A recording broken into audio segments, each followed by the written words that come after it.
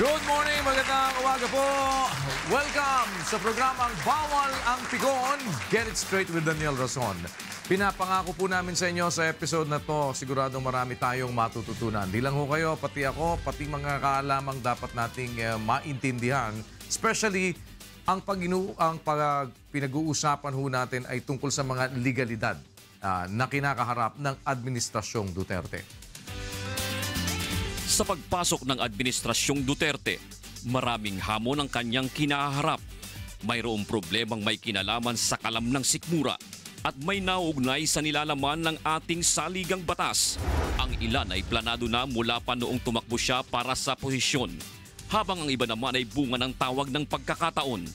Tulad na lamang ng pagdesisyonan niyang magdeklara ng martial law sa Mindanao sa pamamagitan ng Proclamation 216.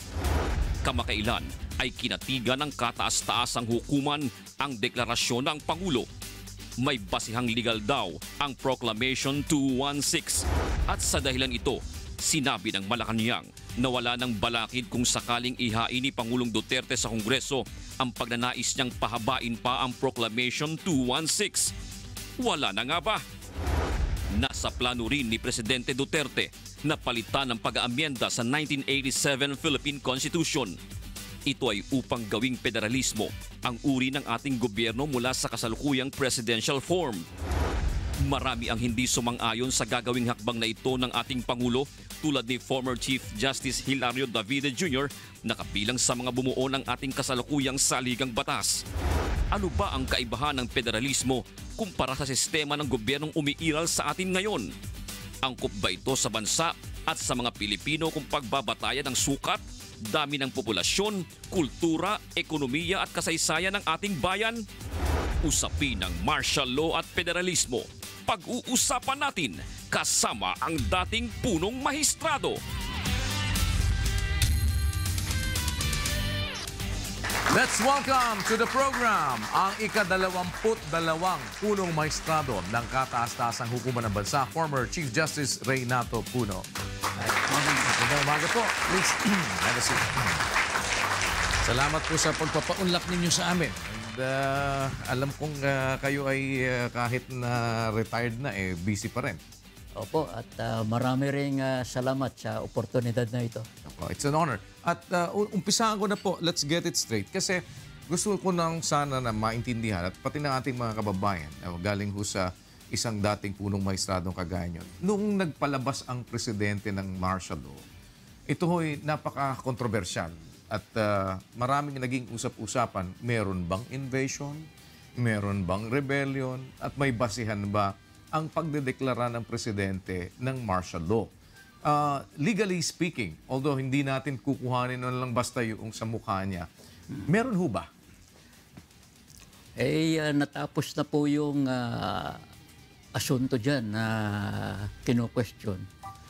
Kung mayroong sufficient basis, factual basis, yung declaration of martial law ng ating Pangulo, at doon sa desisyon ng kataas-taasang hukuman, 11 ang pumanig, nagsabi na may sufficient factual basis yung declaration of martial law. 11 out of 15, that is a great majority. So for all intents and purposes, na pagtibay na.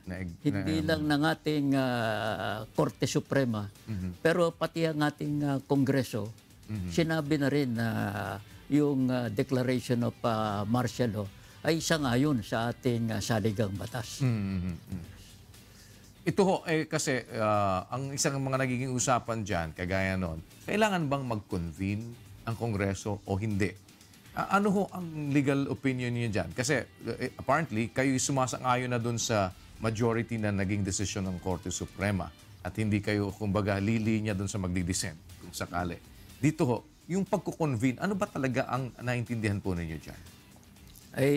Mayroon pong nakasalang na petisyon dyan na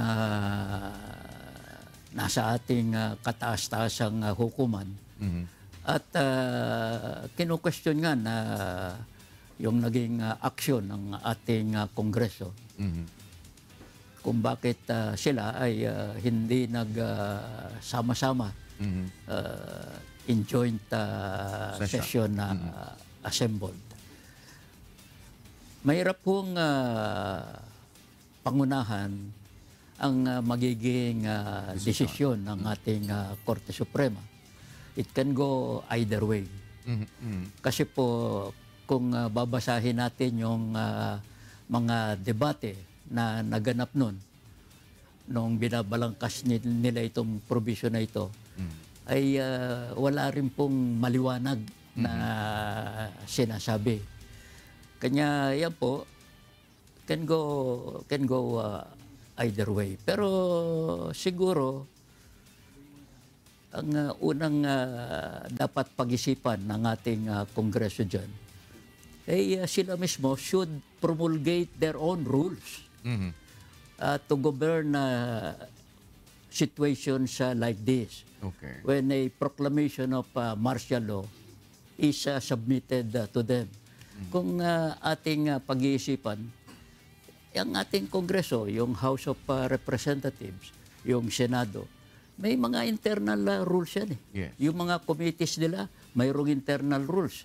Mukhang dito sa sitwasyon na ito, wala silang internal rules. So siguro, ang unang dapat gawin ng ating Kongreso, isipin kung ano yung rules ng Congress that will govern the situations like this. So sa mga ganong sitwasyon po na wala silang rule, pwede sila ngayon maging flexible. Pwede nila sabihin na, hindi, ganito gusto namin dyan.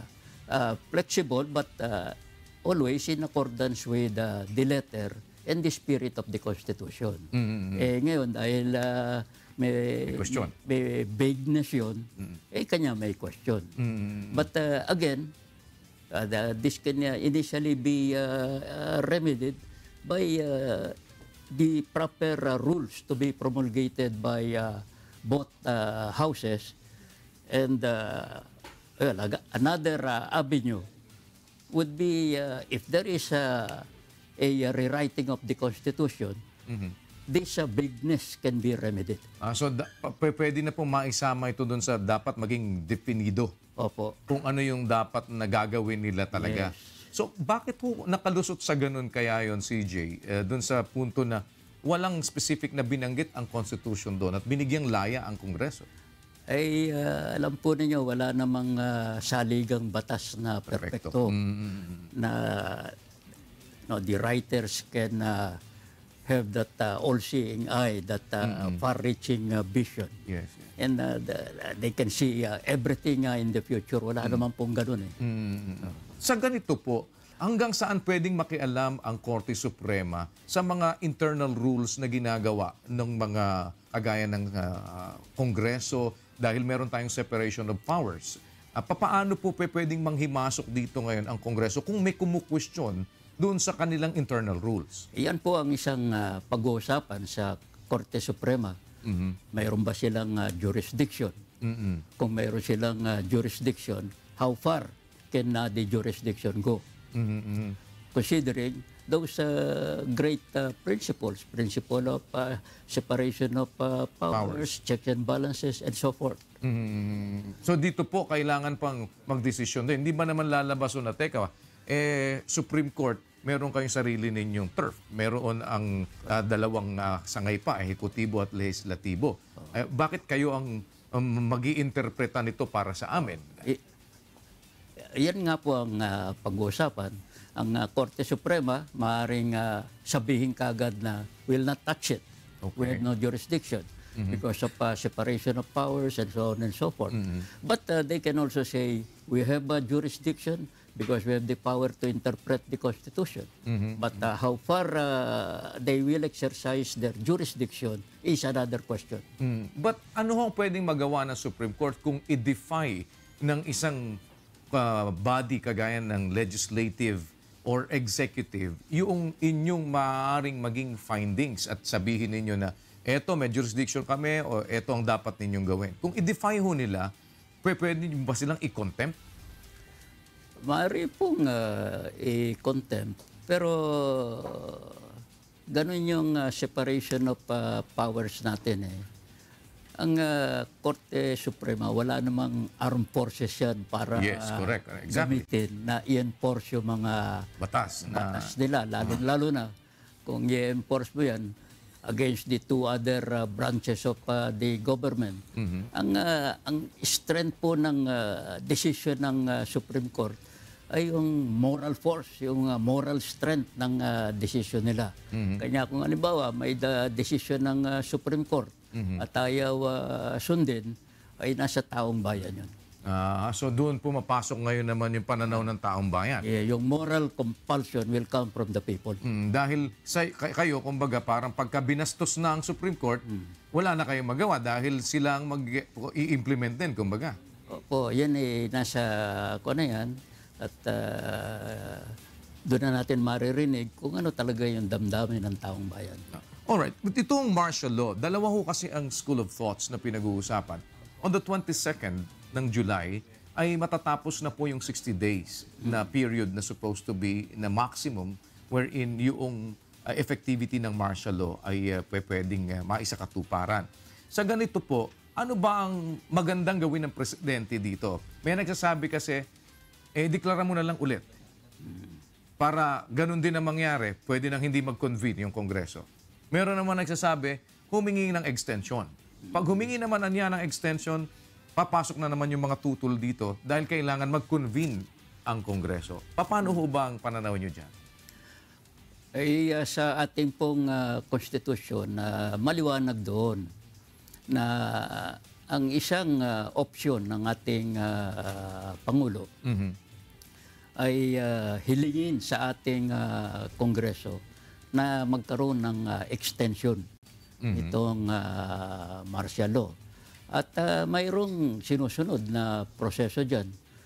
So, ang Pangulo hihingin sa ating Kongreso yung extension at siyempre, sasabihin niya yung mga dahilan. Bakit? Kung Kailangan. bakit kailangan na magkaroon ng extension ng martial law.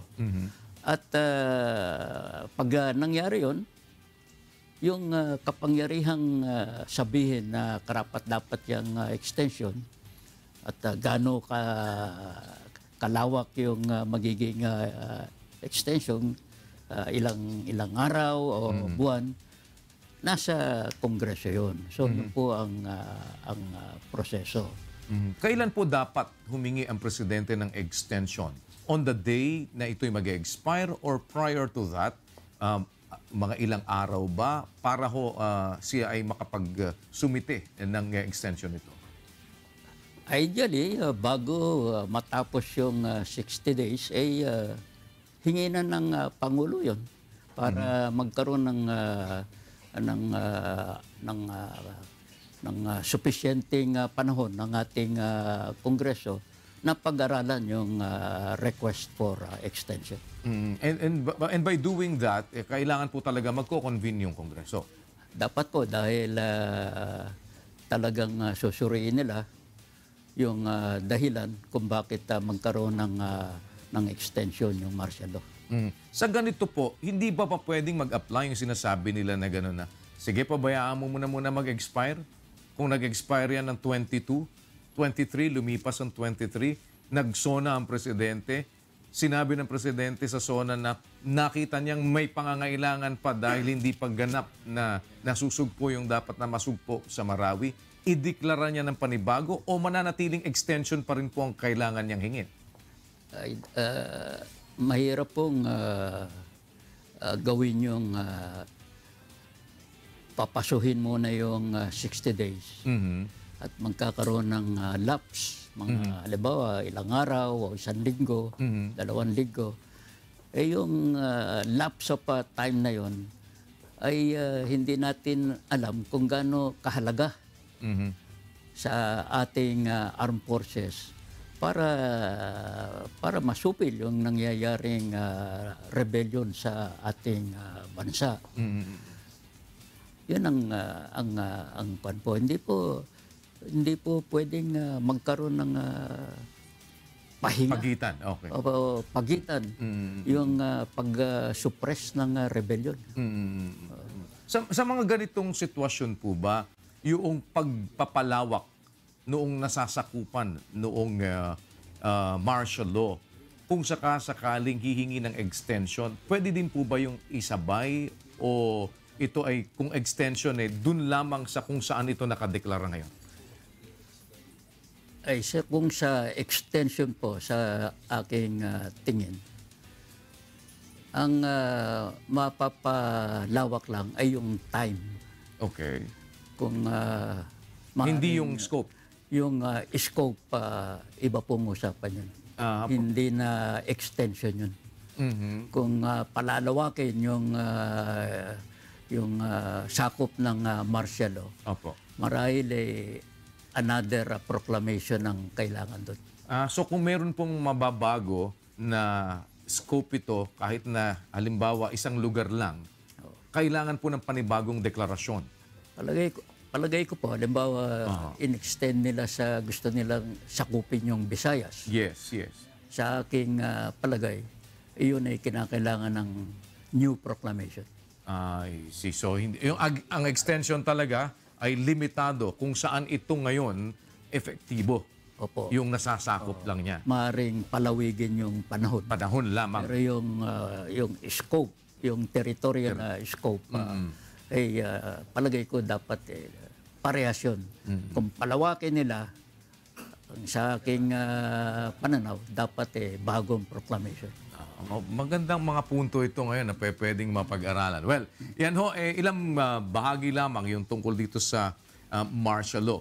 Gusto ko ngayon nang magkaroon ng mas ekstensibo and I believe malaki hong maitutulong din sa amin, pati sa pag-unawa ng ating mga kababayan, ay itong tungkol sa federalism. Kailangan ho na maglabas ang presidente ng executive order para doon sa committee na commission na magbabalangkas nito. Tama po ba yun, CJ?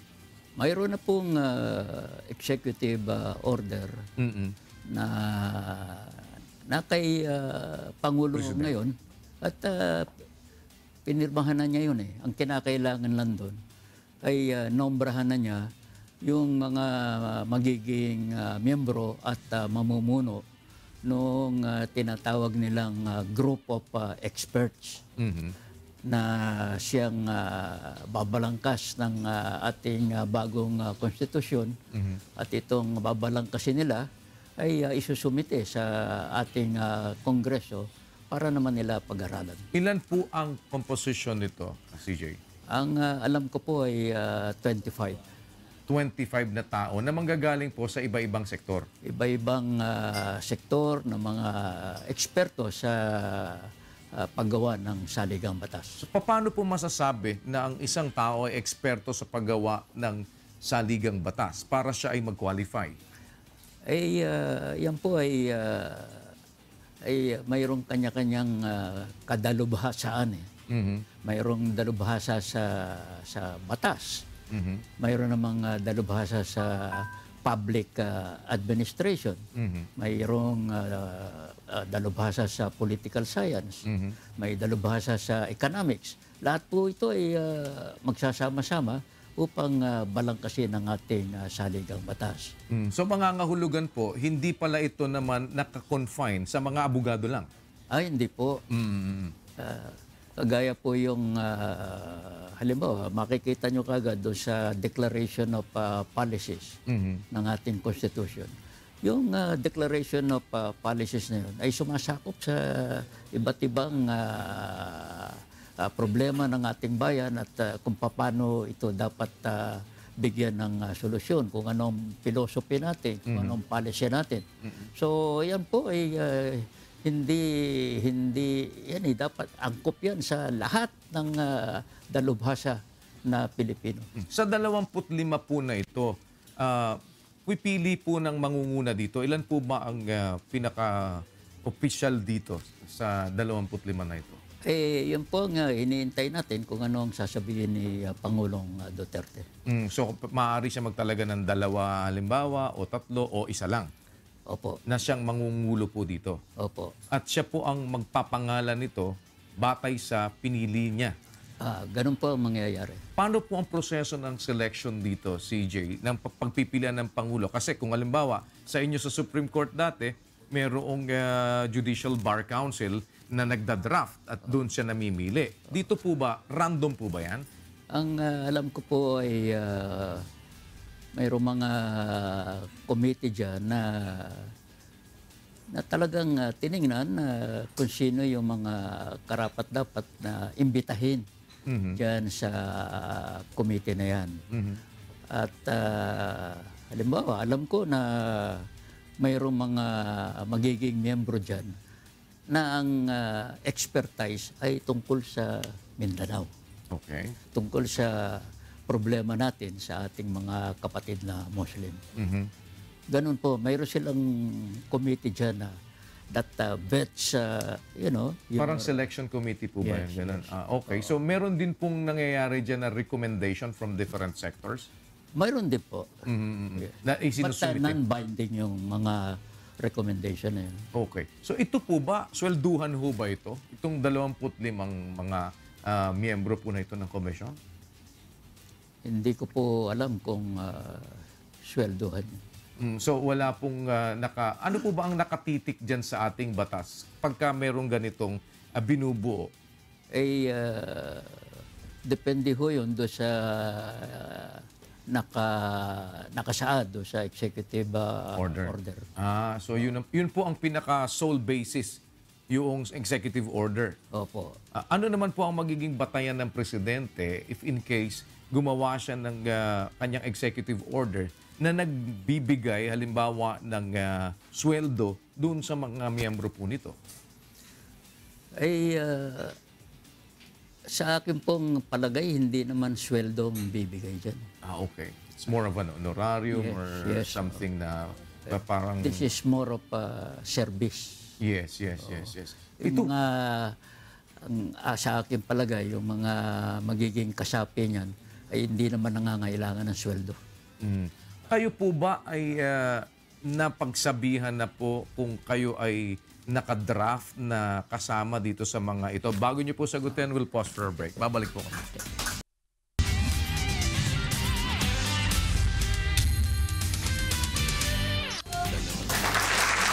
Ito ang programang Bawal ang Pikon. Get it straight with Daniel Rosong. Isahan po natin na former Chief Justice Reynato Puno. CJ, yun po bang pangapangalan na yun? Hindi pa ba kayo kasama doon sa mga nakasulat doon? Nababasa ko po sa dyaryo na ako ay kasama. May nasabihan ho ba kayo ng presidente na wala pa po ba kayong pakikipag-usap sa kanya regarding this? Kay Presidente po, wala. Pero meron pong ibang nagsabi sa inyo from the camp of the president Opo. na kinausap na po kayo na Opo. gusto po kayo mapasama dito. Opo. Paano po bang timeline ito? Sa nakikita ninyo, dahil ang pag-aaral po dito hindi naman madali. Ano ho ba ang kailangang umpisa? Kailan ba dapat ito maumpisahan na para masabi po nating mapapasok doon sa term ng presidente at matapos ito?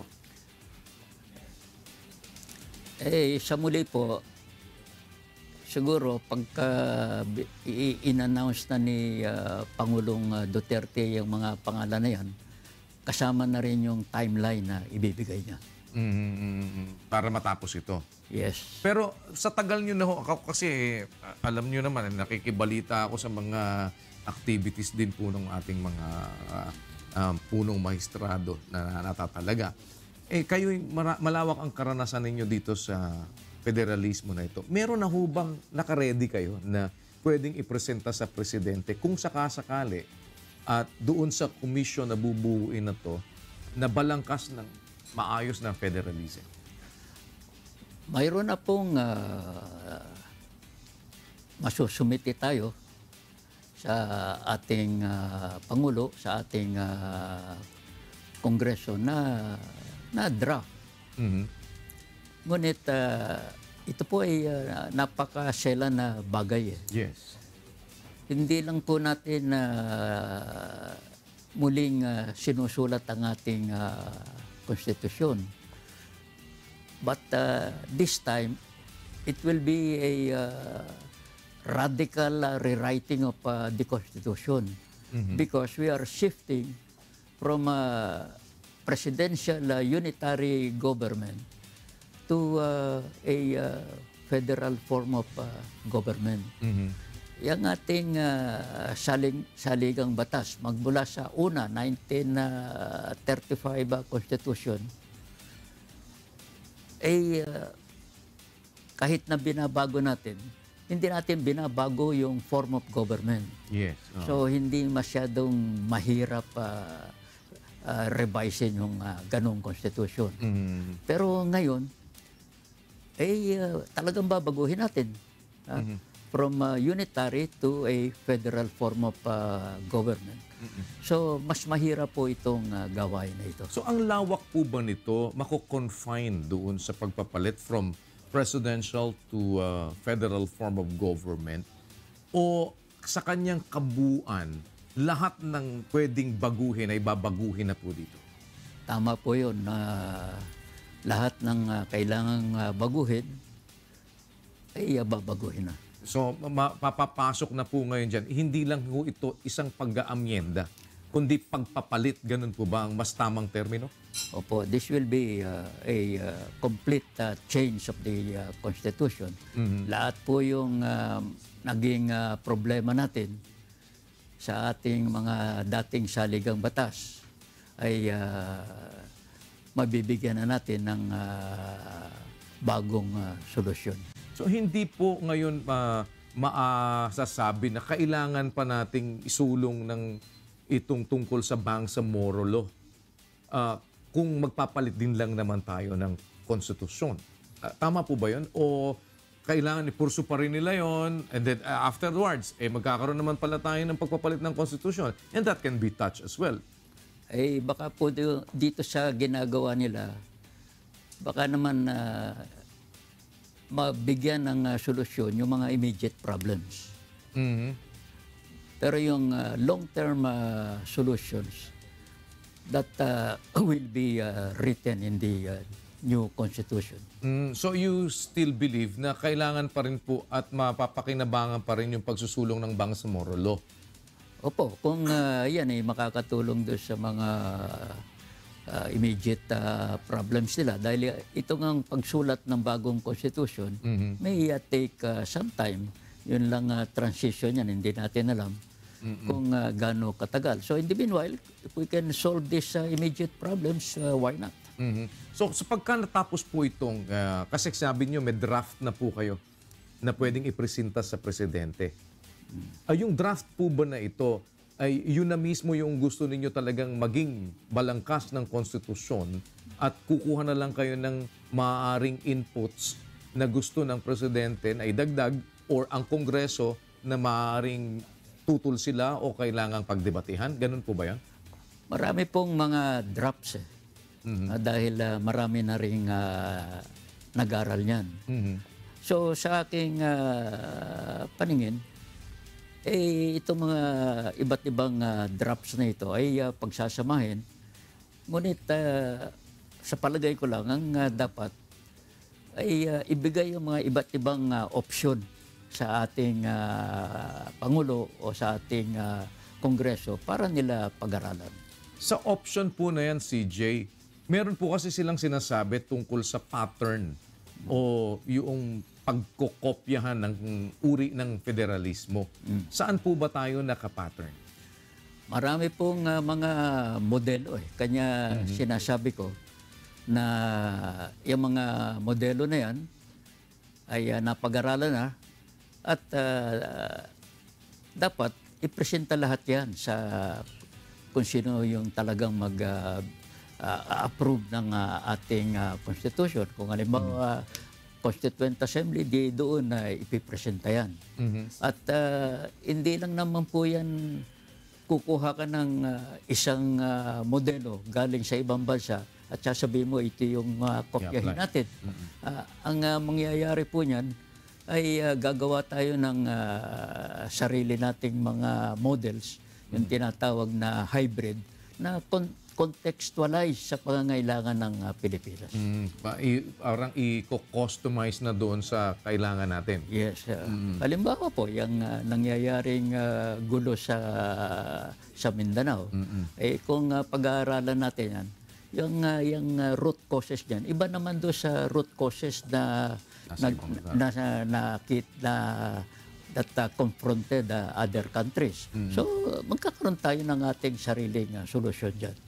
So itong federalism, paano po ba namin ito madaling maintindihan na magiging malaking pagbabago sa ating bansa kung sakaling ito na po ngayon na magiging form of government na? Tayo naman po nakaranas na ng ating buhay sa isang unitary government. Ano po ba itong unitary government? Anong essence ito? Ang essence po niya na yung centralization of powers. Lahat ng poder ng gobyerno, legislative, executive, judicial, nandun sa national government. Naranasan na natin yan mahigit na 100 taon na. And siguro more than that, kahit nung nandun tayo sa sakop tayo ng Spain. Yes. Hindi ba ganun yan? Yung Spanish government, unitary yun. Ini-impose nila sa atin yan. So, kung ititrace pa yan, magmula doon, mahigit 400 taon na ito, naranasan natin itong unitary government. Kanya noon pa, panahon pa ni Rizal, si Rizal sila sabi lang, ang mahusay na gobyerno sa Pilipinas, federal government, hindi unitary government. But we did not listen to Rizal. So, ganyan ang experience natin dyan. Magmula sa Spanish time, mahigit 400 years na. Asan tayo ngayon? Itong centralized form of government, yan ba'y dahil dyan nagkaroon ng progreso itong mga probinsya natin, mga cities, municipalities and barangays? Wala po. Why? Dahil nga sa too much centralization of powers. So sa buong mundo, kung titingnan natin yung trend, ang pinaka-progresibo na bansa, yung federal. Anong Exhibit 1 dyan? United States. Yung iba pa, Germany. Sila ang pinaka-progressive countries. Bakit? Dahil nga, yung centralized power, binuwag nila yon. Binigyan ng sariling poder yung mga tinatawag na component stage and substage nila. So, nung nabuwag yung too much centralization of powers, na todo-todong shifting of powers, decentralization, yung progressiveness, lumago yun. At ang isa pang nawala o na-diminish, at least diminish, corruption sa gobyerno.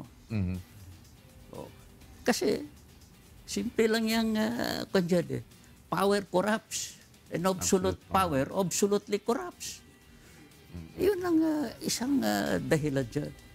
So, kung magkaroon tayo ng federal government with the proper allocation of political and economic powers, sa palagay ko, ang paglago ng ating bansa will be more speedy. And perhaps more importantly, mabibigyan natin ng solusyon yung gusot sa Mindanao. Gusto ko lamang pong himayin para sa kaisipan ng, kasi pag nadinig na natin yung federalism, iba yan sa unitary. Sabi nga ninyo, magkakaroon na ng pagkakahati-hati ng poder. Paano ho ba yan? Halimbawa, ako'y taga Bulacan. Ang Bulacan ho ay may sariling governor. Ano ba mangyayari sa federal form of government? Ang mangyayari ba ay may sariling presidente ang Bulacan na parang kapareho ng ibang mga probinsya? Paano po ba yan? kagaya sa halimbawa sa Amerika, may mga states dyan, halimbawa California. So, ganun din yung magiging state, magkakaroon ng governor. Magkakaroon sila ng sarili nilang legislatura. Ganun po. And, bibigyan sila ng kanilang power. At yung power na yun, ibibigay sa bagong konstitusyon. Kanya yun, talagang power na nila yun, binigay ng konstitusyon, hindi binigay ng national government. So, hindi mababawi ng national government yung binigay na power sa kanila. Ibig sabihin no, ngayon, parang sa Amerika na, kung halimbawa sa probinsya ng Bulacan, pabor sila sa same-sex marriage, pwede silang mag-legislate doon sa Bulacan. Sa Bulacan ay pwedeng magpakasal ang magkapareho ng gender. Ganun po ba yun? Kasi sa Amerika may ganun. Ganun po ba yun? Opo. Kung halimbawa tayo, ayaw natin yung same-sex marriage o gusto natin, yun po ma-define natin doon sa Declaration of Policy. Okay. O, ano ba ang kagustuhan ng sambayan ng Pilipino? O, kung yun ang kung halimbawa ang kagustuhan ay ganito, yung mga estado, yung iba't ibang states, hindi nila pwedeng kontra. Babaguhin yun. So, That will nasa philosophy i-adapt natin yun. which will be part of the Constitution. It will be part of the Constitution, part of the Declaration of Policy. And it cannot be legislated doon sa mga lugar na kung saan ay meron silang sarili din nilang pwedeng Hindi i-legislate. nila mababali yung Declaration of Policy na yun. Ano po ang extent ng pwedeng i-legislate nung bawat halimbawa ay isang lugar na pinamamahalaan ng kanilang gobernador at may sarili silang legislatura? Up to what extent? Doon nga po natin hahatiin yung power. Meron namang mga traditional powers na binibigay sa federal government, gaya ng national defense, foreign relations, customs, currency.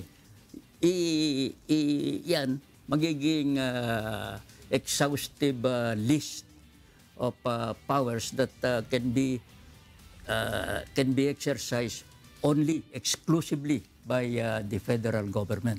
Ganon din po, merong mga powers which will be listed and which will be exclusively exercised by the different states. Meron naman mga powers that will be concurrent or that will be shared by both federal and the local government. So doon po natin hahatiin yung powers para baliwanag kung ano yung magiging powers nila, kung ano yung magiging power ng state governor, yung power ng state legislature. So wala pong magiging conflict. So ano pong meron sa federalism? Mawawala na ho ba ang Senado at Kongreso?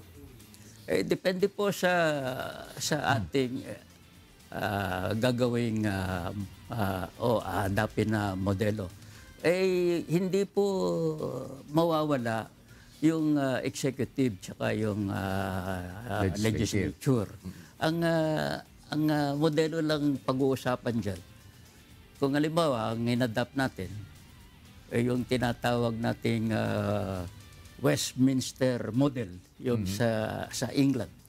Doon po ang modelo nila ay parliament, where there is a almost absolute fusion of both the executive and the legislative powers. So doon po sa Westminster model, yung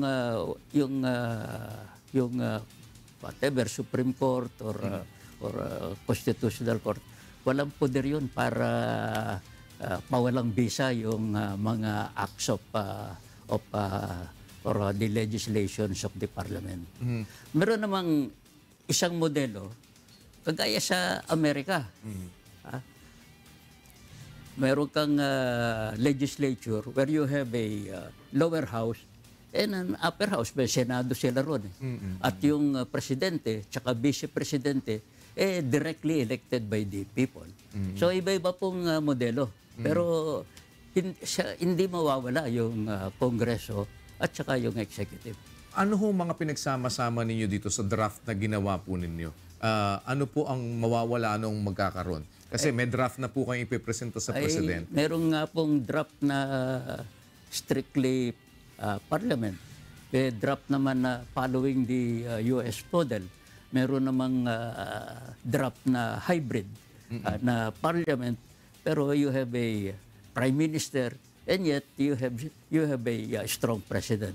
Iba-ibang draft po eh. Ayaw naman na ako lang sa palagay ko, hindi naman natin pwedeng sabihin sa presidente o sa kongreso, ito yung kailangang modelo. So parang lalatagan nyo lang sila ng options. Opo. But with regard to your preference, sa inyo pong pananaw, ano ang preference ninyo sa ganitong sitwasyon that will actually fit yung klase ng sistema natin dito sa Pilipinas? Ako po, dahil ang sa aking palagay, hanggat maaari yung modelo na i-adapt natin, yung more or less familiar na tayo. Which is? Halimbawa, yung US model, familiar na tayo sa modelo na yan. There will be less adjustment, less disturbances kung i-adapt natin yung modelo na familiar na tayo. Of course, ang sinasabi ko, hindi mo naman ma-adapt yan ng lock, stock, and barrel. You have to adjust in accordance with our experience. Sa nakikita niyo po ngayon dito na magiging kapangyarihan ng isang gobernador sa ilalim ng federalismo, paano hong masasabi na hindi naman malilipat sa kanila yung maaaring pangabuso at corruption na ginagawa dito ngayon sa ganitong klase ng form of government na meron tayo? Again, pag gawa natin ng bagong constitution, it will provide us another opportunity to be more effective in our fight against corruption. So, yung titingnan natin yan, ano bang dapat gawin natin para lalong tumibay yung anti-corruption drive natin. At dapat yan ilagay sa checking mechanism sa federal government and also to the state governments. Among others, ano pa ho ang nakikita ninyo sa ligang batas ngayon na dapat na, kasi pinag-uusapan pa rin yan, andyan yung death penalty, nandyan yung iba-ibang mga issues which is actually part of our Constitution. Ano pa ho doon yung mga major na kailangan na mapagtuunan ng pansin para mabago kagad? Halimbawa po, yung political party system natin. Okay. Ayan, dapat na mabago yan. Dapat rin mabago yung sistema ng eleksyon natin. Alam mo, yung palagi nating sinasabi tayo, democracy tayo. Pero hindi po tayo talagang magiging ganap na democracy kung yung eleksyon natin ay hindi characterized ng with fairness, with honesty, at ang lumalabas ay yun lang mga maraming salapi. Ang lumalabas lang yung mga miyembro ng political dynasties. So lahat po yan dapat baguhin natin. Kung hindi po natin mababago yan, whether our form of government is unitary or federal, hindi po tayo magpaprogreso. Paano ho ninyo nakikitang dapat na baguhin ang atin pong sistema ng eleksyon? Tatanggalin na ang COMELEC?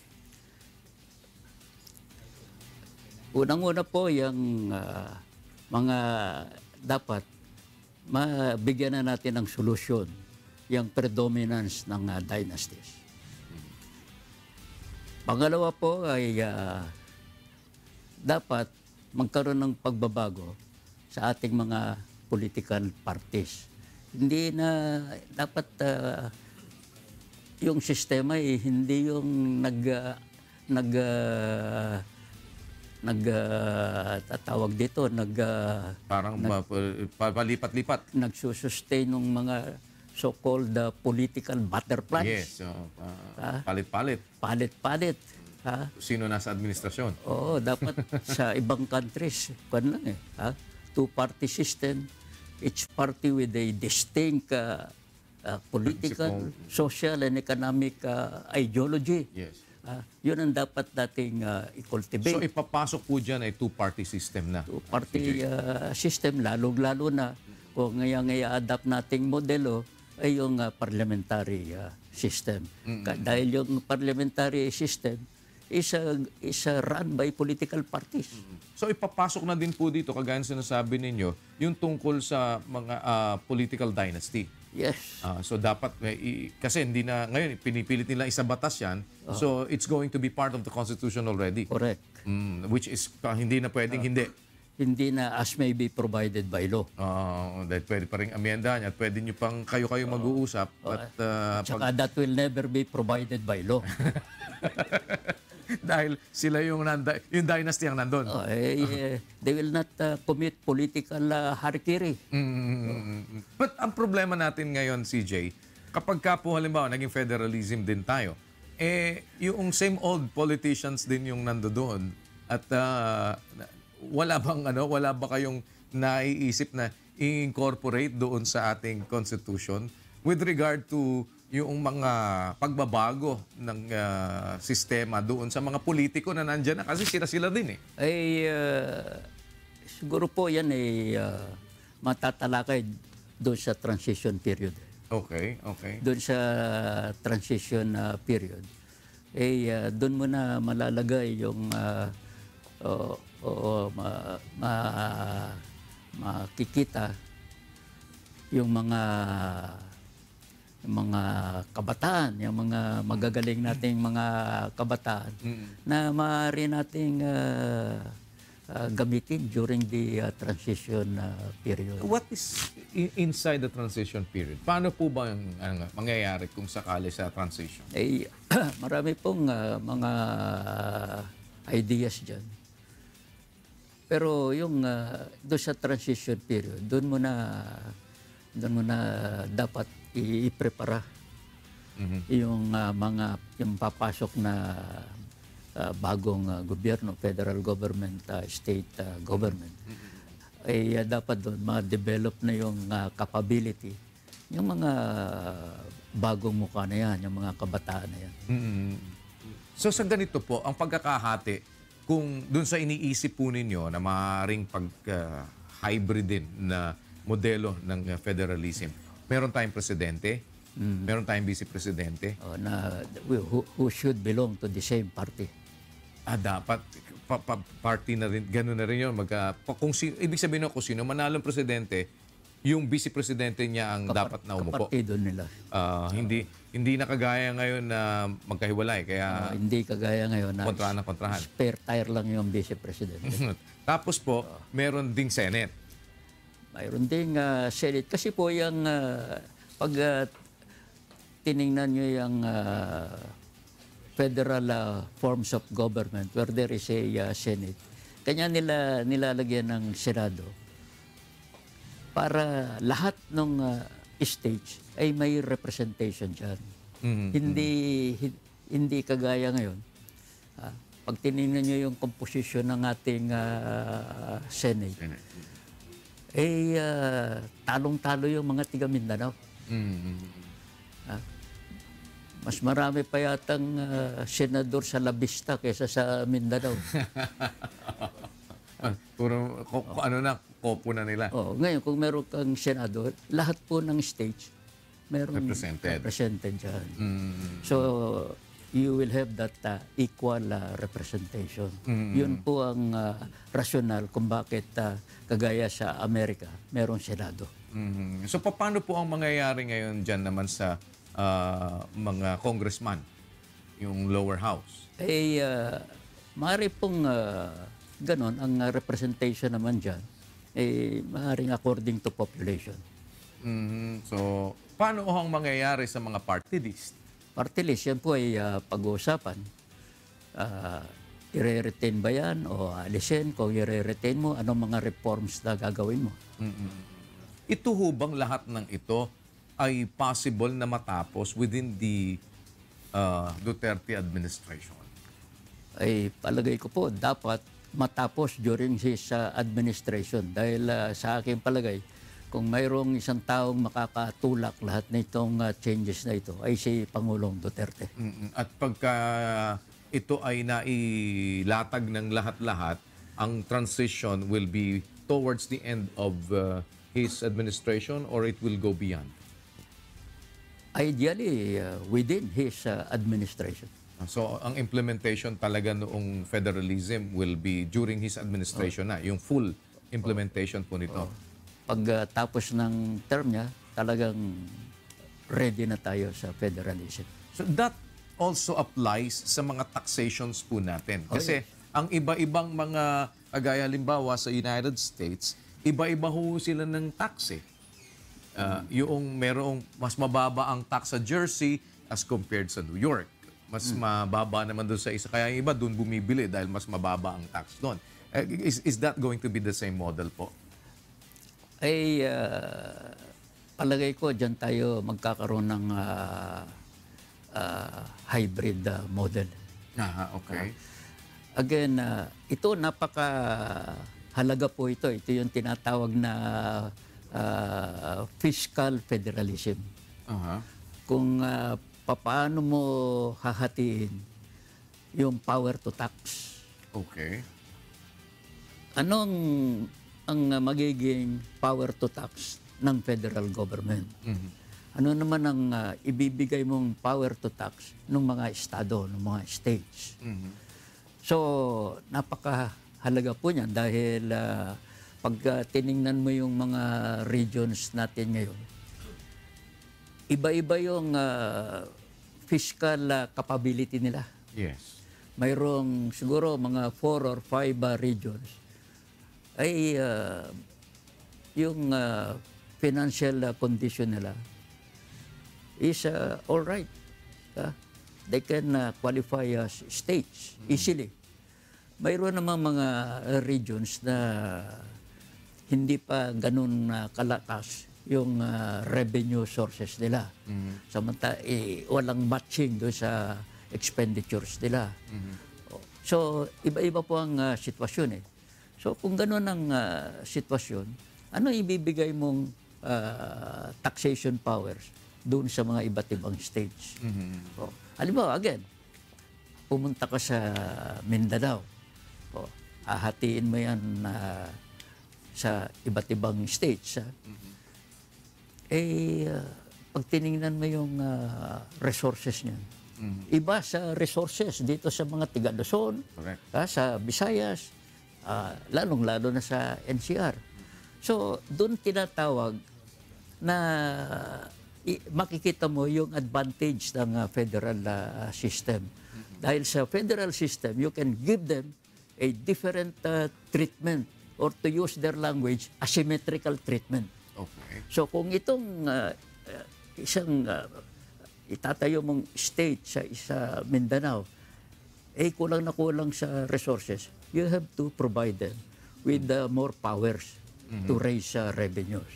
So ganun po ang mangyayari, hybrid. Okay. Speaking of which, paano ngayon po yung papasyahan, yung pagkakahati-hati? Kasi ngayon, halimbawa, meron tayo Luzon, Visayas, Mindanao. Paano po ngayon ito hahatiin into federal government? Ay papag-aralan na po lahat yan. At mayroon naman mga universal factors to consider. Halimbawa, yung contiguity. And then, pag-aaralan mo rin yung mga cultural, ethnic, religious factors. At more importantly, pag-aaralan mo yung fiscal capability. Paano ho dito maapektuhan ngayon ang religious sector sa pagbabago ng konstitusyon? Kasi parang by principle sinasabi dati kagaya ho nun, sabi daw hindi pwede yung black voting or what. Pero hayagan meron nagpo-promote ng black voting. And they even kinakampanya pa nga nila at yun pa ang kanilang pinagmamalaki. How will it affect yung pagbabago ho ng form of government sa religious sector? Ay doon po sa yung sa religious sector, ang titingnan natin doon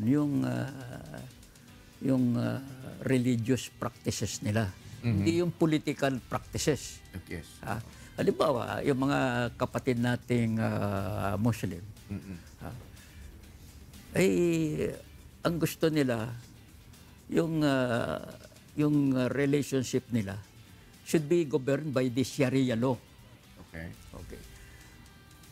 Yun po dapat ipagkaloob sa kanila yun. At yun naman, pinagkakalooban na natin. So, yun ang ibig kong sabihin na kung yung halimbawa isang sector, ganitong religion, ganito yung practices nila, ganito yung traditions nila, dapat pagkaloob natin yun. Ganon din yung mga indigenous people. They have their own religions. Yes. And we should respect yung mga paniniwala nila. Hindi natin pwedeng i-impose yung majority religion dito sa mga minorities na ito. Dahil freedom of religion yan. Yes. Kanya kinakailangan natin. Kung halimbawa, itong isang sector na ito, isang state na ito, predominantly Muslim, you respect their religion. Ikuha natin yung batas natin, hindi maaaring maging batas nila with respect to religion. Yun ang sinasabi ko. Well, that's what we have been doing naman po doon sa ano na yun. Binibigay naman natin sa kanila. Yes, But the problem is, sometimes, ang nag-encroach doon sa like halimbawa, ng politika, yung minsan mga nandoon sa religious sector. As a matter of fact, meron naman nasa religious sector na nagiging very influential dito sa mga nasa gobyerno na para bang sila na ang nagpapatakbo ng gobyerno. Well, again, kung sa palagay natin, iyan ay isang area which is really problematic. Maybe we can really address that in the new constitution. Na masilip din yung lahat ng mga policies and all. Ganyan ba yung sakop ng freedom of religion o hindi yan talagang sakop ng freedom of religion? Kasi mapasok din po dyan kasi may yung exemption sa taxes, yes. na kung may mga issue na yan, hindi ba? Maraming implications yan. Pero paano kung ma-augment ng isang malakas o malaking, let's say, probinsya o malaking isang federal state kung paano niyang matutulungan yung ibang estado na mas maliit kesa sa kanya kung parang ang sistema natin kanya-kanya tayo. Hiwa-hiwalay na tayo. Akin. Kung mayaman ako, mayaman na. Meron hong lugar kasi, di ba, na nasa kanila na ipon yung mga natural resources. Mas marami sa kanila yon. Paano ang sharing sa ganyan? Maganda pong katanungan yan. Kanya muli, pag-aaralan natin, ano bang klaseng modelo ng federalism ang i-adapt natin? Mayroon pong tinatawag dyan na competitive federalism. Yun yung mga estado, labanan. Yes. Palakasan kayo. Palakasan yan at to the extent naaagrabyado yung kapwa-estado nila. Yun ang competitive federalism. At yan, makikita natin doon sa mga advanced, more mature federal governments, kagaya, example, Germany. Ayan, yung mga states yan, gusto nila kompetisyon. Laban sila. Huwag makialam masyado yung federal government. Dahil mga mature na yan. Meron naman tayong tinatawag na cooperative federalism. Yun talagang yung relationship ng mga states at ng federal government cooperation. Independence yet interdependent. At yung pangatlo namang modelo, yung tinatawag natin coercive federalism. Yun, binibigyan mo ng malaking power yung federal government para pukpukin nila yung mga states.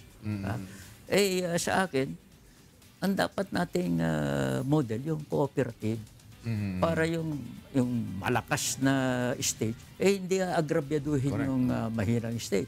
At ang totoo doon, dapat yung malakas tutulungan yung mahina. Exactly. Kanya sa federalism, meron tayong tinatawag na equalization fund. Yan, manggagaling sa federal government, manggagaling doon sa mga malalakas na states, para yung mga mahihinang state, maahon. Matulungan naman sila. Oo. Kasi po ang pangamba din ng iba dyan, hindi ba daw magiging divisive itong ganitong klase ng form of government? Lalo. Dahil alam naman natin ngayon sa ating mga Pilipino, yung regionalism, hanggang nasa iba yung dagat, ang magkakasama puro mga Ilocano. Magkakasama mga Kapampangan. Merong mga ganun na pagkakahati-hati, mga Bisaya, iba-iba sila ng tropa. So we augment that with that. Kanya po ang magiging modelo natin yung cooperative federalism. At bibigyan natin ng poder yung federal government para mapagpantay-pantay itong mga estado na ipo-form natin. At walang garbiyaduhan, bitbitan ng bawat isa. Yun ang gagawin nating modelo. Gaano kalaki po ang magiging kapangyarihan ng mga mayor sa ganito? Again, iba-iba po ang paningin dyan, but essentially, nasa state po yan. Nasa state yun. Mariring sabihin sa gagawing constitution, pero siguro mas mabuti ipaubaya sa mga states. Kung naging federal government na po tayo, federal form of government ang sinusunod natin, at nangyari yan sa panahon ng Pangulong Duterte, makakahulugan po ba to na pwede pa siya uling presidente? Depende po sa ilalagay sa constitution. Ano po ang inclination ninyo dito? Kasi di po ba mayroong term limit ang presidente ngayon under the existing form of government? 6 years tayo. Pagka po ito'y naging federalism, sabi nyo, depende kung ano doon sa ilalagay natin ngayon doon sa konstitusyon. Tama po ba yun? Opo. Na pwedeng maging presidente pa ulit siya for the next 6 years. Ano po ba inclination nyo dyan? Siya na naman ang nagsasabi niya na gustong malagay itong federal government. He's out. Yes, he is out. Pero the next president, siyempre po, hindi naman, halimbawa, sabi niya, wala na ako. Pero siyempre, may itititik po ang ating konstitusyon doon sa maaaring term limit. O paano ba pwede ba ito uling magtumakbo? O paano ba ang sistema ng presidente? Again, ito po ay policy. Ano ba mga naging experience natin? Political experience natin itong mga nagdaang panahon, dekada. Dito sa 87 Constitution, tinakda natin yun 6 years, no re-election. Ngayon, sinasabi naman ng iba, dapat 4 years with the re-election. So, siguro, depende sa political experience natin, yun ang sundin natin.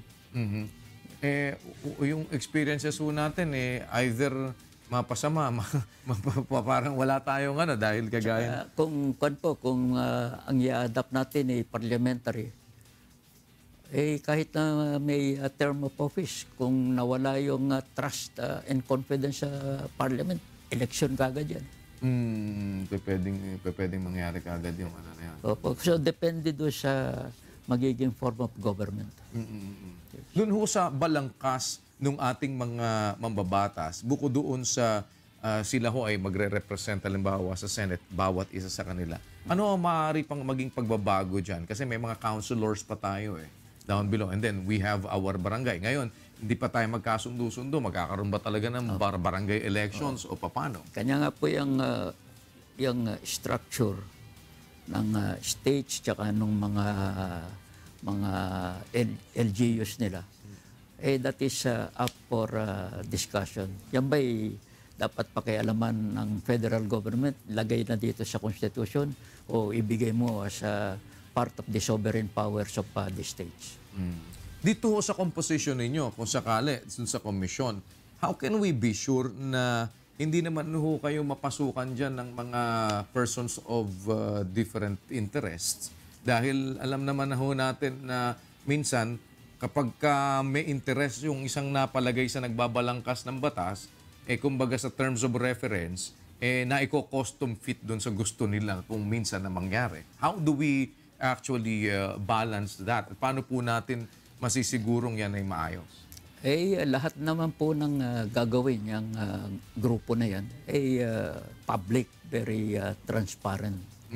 At pangalawa, hindi naman dahil yan ang ginawa nila, yan ang i-adapt ng ating Kongreso o ng ating Presidente. So pag-uusapan pa rin yan ng Kongreso, again doon sa Kongreso, magkakaroon ng malaking participation sa debate ang ating taong bayan. At panghuli, yung idadrop na constitution manggagaling sa Kongreso, pagtitibayin ng ating taong bayan yan, another final debate. With the kind of politicians we have now, kasi alam naman po ninyo, Congress, numbers game, Senate, na meron din meron din usapan na ganon. So nakikita ho ba ninyo, this will prosper sa ganitong klase ng environment? Kasi andyan dyan yung mga pwedeng tumutol, kagaya nun. Sino maapektuhan ng political dynasty? Nasa Kongreso, halimbawa. Maaari po sila ngayon maglabi ng kung ano naman yung interest po nila. How do you see this, CJ? Talagang problema po yan, lalong-lalo na kung we'll have radical changes. Maraming masasagasaan dyan. Yes. Masasagasaan mo yung political elite, yung economic elite, at yung mga criminal lords, marami kang masasagasaan dyan. But hope springs eternal. At saka ang talagang highest stakeholder dito ay taong bayan. Dapat makita ng taong bayan na ito ginagawa para sa kanila. At bahala na silang magbantay dyan. Paano ngayon po yung usapin tungkol sa kung ito ba ay magiging CONAS o CONCON? Ano ho ba ang ano dyan? Sa ngayon, parang CONAS. Pero maaari pa rin baguhin yan. Maaari pa rin sabihin nila, ang gawin na lang natin yung Constitutional Convention. At maaari rin nilang gawin yung Constitutional Convention na hybrid na ginawa naman sa ibang bansa. Yung Constitutional Convention na kalahati elected, kalahati appointed. Yun ginawa sa ibang bansa para kung magkaroon ka ng Constitutional Convention, yung mga traditional politicians, hindi nila ma-dominate yung election, yung membership ng convention. So yung ginawa sa ibang bansa, and I think they were successful. So sa ngayon, yun ang mga maaaring maging modelo. Pwede niyo po ba kami briefly i-educate doon sa CONAS? Pagka po yung CONAS ang magiging komposisyon po nito, paano ho yan? Pag-uusapan niya nung lower house tsaka nung upper house, they will be engaged not in ordinary lawmaking but in constitution making. So sila lang po sa lower at upper house ang magpapasya tungkol sa magiging kabuuan ng bagong konstitusyon. Yung pong i-drop nila, yun ang isusumite sa taong bayan. At yun pong isusumite sa taong bayan na yun, sino po ang mag-a-approve nun para masabing mapagtibay na meron na tayong bagong konstitusyon? Ang magkukuhan po niyan, magpapa-referendum o plebiscite, ay COMELEC. So magpapasok po ang COMELEC. Silang magra-run yung yan. Ang mangyayari po ay magkakaroon ng plebisito at boboto po ang taong bayan. Opo. Kung ito bang ginawa, binalangkas ng Kongreso, ng lower at upper house, ay katanggap-tanggap sa kanila. Ganun po. So, ang COMELEC pa rin po. Opo. So, maaaring may problema pa rin. Maaaring mayroon, maaaring wala. Kasi kung alimbawang mismong may problema tayo sa COMELEC, alimbawa, isa sa mga tatamaan dun sa bagong konstitusyon ay ang COMELEC.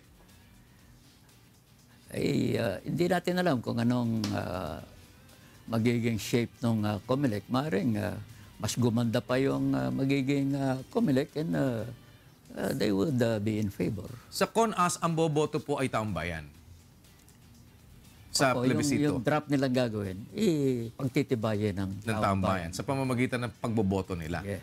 Sa pamamagitan ng plebisito. Plebisito. Sa CONCON naman po, ano naman po? Ganon din po ang final say yung taong bayan. Pero paano po ang pinagkaiba niya doon sa CONAS? Ay yung CONCON ang gagawa ng saligang batas hinalal ng taong bayan specifically for that purpose. Hindi kagaya nitong CONAS, hinalal natin yan para talaga gumawa ng batas. Of course also to write a constitution if in certain cases when allowed by the people. Pero ganun ang pagkakaiba. Ano po ang mas mabilis? Sa CONAS o sa CONCON? Hindi natin masabi niyan kung sinong mas mabilis. Pero sabi ko nga, itong gagawin nating bagong konstitusyon, mas maselan kaysa doon sa mga ginawa nating dating konstitusyon. Dahil nga, magkakaroon tayo ng shift from unitary to federal form of government. Ang tingin ho ninyo dito, ang gagastusin natin, aabot ho ng mga magkano para maisakatuparan yung ating constitutional change na yan? Mas maunti ang gagastusin natin dyan kaysa doon sa gagastusin natin reconstruction ng Marawi. So, mas malaki pa ang reconstruction natin sa Marawi as compared dito dahil medyo malaki ang devastation natin na nangyari sa Marawi. Kaya yung palagi nilang sinasabi, malaking gastos dyan. Pero pag titingnan nyo yung nagagastos natin, dahil yan sa mga maling provision o mga, hindi naman mali, pero yung mga provision na sa Constitution na dapat baguhin, makikita ninyo na hindi natin dapat tipirin ang gastos sa paggawa ng bagong Constitution. Dahil ito ipapakinabangan ng susunod pang henerasyon natin. Opo. Ito po ba ngayong sistema ng pagbabago ng konstitusyon, nakikita ninyo will also affect yung problema natin sa insurgency? Opo, ang totoo niyan, kung merong immediacy sa pagbabago ng konstitusyon, because of the Mindanao problem, this is a ticking time bomb. At nakikita, pumuputok-putok na. Yes. At paano pong paraan magiging solusyon itong pagbabago sa konstitusyon? Ang isang paraan dyan ay mabigay mo yung kinakailangan nilang power. Yan ang sinasabi nila na gusto naming magkaroon ng pagbabago dito sa lugar namin. Hindi naman binibigay yung power sa amin. Hindi magawa. Hindi magawa. At hindi mo maibigay yung power na yun because of the unitary constitution. Limitado ka doon. Ang mabibigay lang niyang unitary constitution, unti-unting decentralization of powers. Gaano katagal na yung decentralization of powers? Unti-unti, hindi sufficiente yan. At hindi lang unti-unti, pwede pa nilang bawiin yan. Kasi hindi nakatitig sa konstitusyon. Kano yan? Decentralized, delegated power lang yan. So yung nag-delegate ng power, kaya nilang bawiin yun. Bibigay siya yung power, wala ka naman fiscal power. O di, balik ka na naman doon sa unitary government. Maglululuhod ka na naman doon with a begging bowl. Well, 25 po yung miyembro ng komite. Kung bigyan ko po kayo ng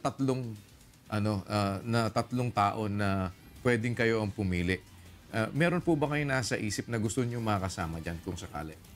Ang sa akin lang dyan, itong ginagawa nating constitution, dapat yung mga manggagaling na experts sa iba't ibang sangay. Kaya, halimbawa, yung mga economic experts, napaka-importante niyan. Isang pag-uusapan dyan, yung sinasabing itong economic policies natin. Yung mga nationalist policies. Napaka-importante niyan. So, kailangan natin yung mga economists. Tsaka, again, dapat siguro mabago rin, mabalanse yung pananaw natin para yung isang policy thrust ng ating Constitution, economic development. Kung paano natin mabibigyan ng economic progress ang ating bayan, hindi yung panay politika na lang ang pinag-uusapan natin dito sa bayan natin. Pag tiningnan mo lang yung periodiko natin, wala kang mababasa dyan, kundi mga soundbite, mga kung ano-ano ng politika. Pumunta ka sa ibang bayan, tingnan mo yung front page nila, panay economics. So, dito sa atin, panay pa tayo dito panay freedom. Pero yung economic policies kulang. So gusto niyo doon magkaroon ng concentration din, isa sa mga dapat Palagi ko napapabayaan yung area na yun. Nakakalimutan natin yung pagtuunan ng pansin. Yung direksyon natin sa economics. Halimbawa, sinasabi ko yan basahin mo yung constitution natin. Bill of Rights, panay political rights yan. Kung ano hindi pwedeng gawin ng gobyerno, panay individual freedom yan. Basahin mo yung socio-economic rights. Ang haba niyan. Pero karamihan ang drawing. Walang realization. Hindi sinasakatuparan yan. Walang realization. Yes. Kaya ang dami nating informal people, settlers. But wouldn't that be the same issue na mangyayari po, CJ? Kasi ang problema natin is sometimes implementation. So even if we have a good set of law, kung yung implementation naman natin ay sala. Pero ang isang sinasabi ko dyan, at tanungin ng mga mahihirap, ano naman ang kabuluhan sa atin yung bagong konstitusyon yan? O samantalang ang isang napakalaking problema natin, yung gap between the rich and the people, yung poverty. Tanong ng tao, anong ikabubuti ba yan ang buhay namin? Kakapera ba kami dyan? Yan dapat ba mabigyan ng kanyon? We should address that. At yun ang sinasabi ko. Pag binasa mo yung 87 na Constitution, ang haba ng rights of the poor. Pero hindi yun demandable from the state. But would that be demandable naman kapag ka naging Pwede tayong federalism tayo? Mamili ng mga rights of the poor that can be demanded from the state. Ay lalagay talaga doon. Yes. At yan, hindi bagong idea yan. Yan, ginawa sa ibang countries. Basahin mo yung Constitution ng South Africa, yung sa India, merong certain socio-economic rights that can be demanded from the government, like the rights in the Bill of Rights. Paano nga pong problema naman doon? Kahit naman idinidemand mo, kagaya lang, the right to free education. Kahit i-demand mo, walang eskwelahan, walang classroom. Dahil po, hindi natin nilagay doon sa Bill of Rights. Kung ilagay mo yan sa Bill of Rights, puwersado silang ibigayan. That is what is meant that can be demanded from the state. Hindi, yung socio-economic rights, wala naman doon sa Bill of Rights. Yes. So, piliin natin yung mga rights of the poor na talagang kailangan nila. Ilagay natin yun sa Bill of Rights. Para kung merong kongreso, merong parliament, puwersado silang ibigay yun. Ipatupad. Pondohan, lagyan ng even yung mga health centers kasi natin. Diba? Maraming mga problema. Yun ang isang pupwede. Kaya sinasabi ko, yung mga babalangkas ng Constitution, dapat iba't ibang klaseng eksperto. So wala pa kayong pangalan na sa isip nyo? At least kahit na 3 man lang nakasama nyo? Wala ba? I have faith in the government that they are vetting the proper people. Kung kayo malagay na mamumuno dyan, what is the first thing that you will do? Yun nga, magpupulong-pulong, pagati-hatihan yung trabaho. Let's be sure we are the same minded, we'll pursue the same direction. At ayun. How will this new constitution affect naman po yung ating national police and yung ating mga sundalo? Opo. Again, napaka-importanting allocation of powers yan. Ha? So, Baka mamaya dumami ng mga warlord. yes. So, again, dapat meron namang provision yan, yung tinatawag na override power. Kung halimbawa, isang estado, makita mo yung police function, hindi ginagawa masyado. Pwedeng pakialaman ng federal government. Kaya kikita natin sa Amerika yan eh. Ha? Pasukin na ng federal government Yes, yung yes. pinaka-local nila doon. In other words, yung external and internal defense, that's a federal government. Yan. So this is still a long story na kailangan pong umpisahan na agad. Ano ang tinitingnan po ninyong earliest na pwede kaya mangyari na to? At sabihin na officially, wala bang pahimaka sa inyo na officially this could probably start next month or within the month? Palagay ko, ipa-fast track nila yan eh. Dahil ang totoo dyan, medyo atrasado. At siguro kung yan naumpisahan na nung medyo matagal pa, baka hindi nagkaroon ng Marawi incident. Paano ba maapektuhan ng Supreme Court natin sa bagong ano? Meron ho bang ano yan? Sa composition din ng Supreme Court, paano Opo, yan pagbabago? Again, depende sa modelo mong i-adapt. Kanya sinasabi ko nun, kung yung parliamentary form of government, Westminster type, yung kapangyarihan ng Korte Suprema, mababawasan yun. Hindi, wala silang magiging kapangyarihan to say or to rule that a law passed by the parliament will be unconstitutional. Pero, mayroon naman pong mga modelo. Gaya sa Amerika. So, federal government yan. Yung US Supreme Court has that power to declare an act of the President or a law passed by Congress as unconstitutional and therefore void. So, meron namang modelo, yung mga constitutional cases will be given to a different court, yung tinatawag na constitutional court. O, kagaya, anong modelo yan? Yung Germany. Meron namang modelo, meron kang Supreme Court, meron ka pang constitutional court. So, mababago yung estado ng ating Korte Suprema, depende sa modelo na i-adapt natin. Ganon din po yung power of the purse. Paano na po? Kanina na talaga mapupunta yun?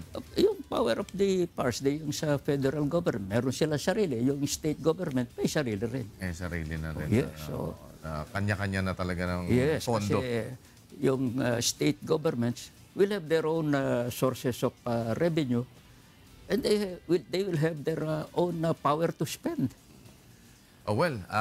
Maasa po kami hindi itong huli na mag-uusap tayo. At sana doon sa mga darating ay marami po kami natututunan at very siguro important ito, especially sa ating mga kababayan na magdidesisyon later on at boboto pagdating nung araw ng plebisito, ano man ang forma nito, kung paano man itong gagawin at madinig ang kanilang mga tinig tungkol dito sa pagbabago ng ating konstitusyon. We do hope that we will be learning more from you, CJ. And sana po ay huwag kayo magsawa ng pag-share ng inyong wisdom sa ating mga kababayan. Maraming salamat po. All the time. Salamat po. Former Chief Justice Reynato Puno, dito lamang po sa programang Bawal ang Pikon. Get it straight with Daniel Razon.